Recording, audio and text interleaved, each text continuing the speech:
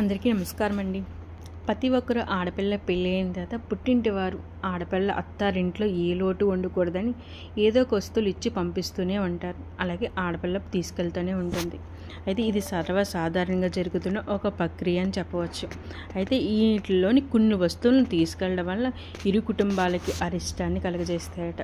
అదే కొన్ని వస్తువులు పుట్టింటి వారు ఆడపిల్లకి ఇవ్వడం వల్ల ఆడపిల్లకి శుభదాయకం ఐశ్వర్యాన్ని కలుగజేస్తాయట. అయితే మొదటగా మనం శుభాన్ని కలుగజేసాయి ఐశ్వర్యాన్ని కలుగజేసే వస్తువులు ఏమిటో అనేది మొదటగా చూద్దాం. మొదటగా పెట్టవలసిన వస్తువులు పుట్టింటి వారు ఆడపిల్లకి పెట్టి పంపించవలసిన అతి ముఖ్యమైన వస్తువుల్లోని పసుపు, కుంకుమ, మట్టి గాజులు. ఈ 3 పెట్టి పంపించడం వల్ల ఇరు కుటుంబాల మధ్య సంబంధ బాంధవ్యాలు బాగుండడమే కాకుండా ఐశ్వర్యాన్ని, లక్ష్మిని కూడా కలగజేస్తుందట. అదేవిధంగా ఆడపిల్లకి అంటే పుట్టింటి నుంచి అత్తింటికి వెళ్ళిన ఆడపిల్లకి దీర్ఘ సుమంగళితనం అన్నది ఏర్పడుతుందట.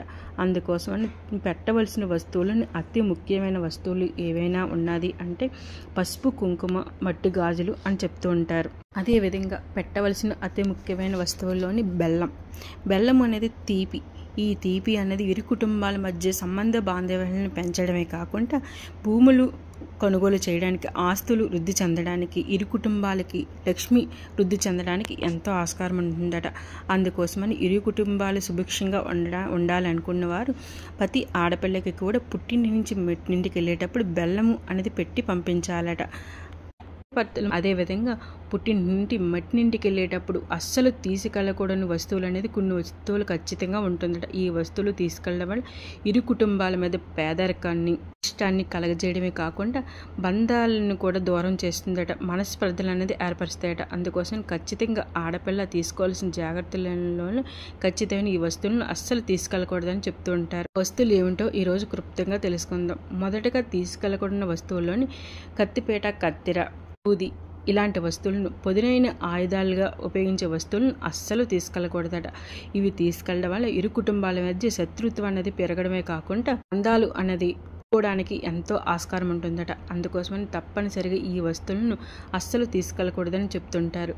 అదేవిధంగా పుట్టింటి నుంచి ఆడపిల్లకి ఇవ్వకూడని వస్తువులు ఏదైనా ఉన్నాయి అంటే నూనె, చింతపండు, ఉప్పు, కారం.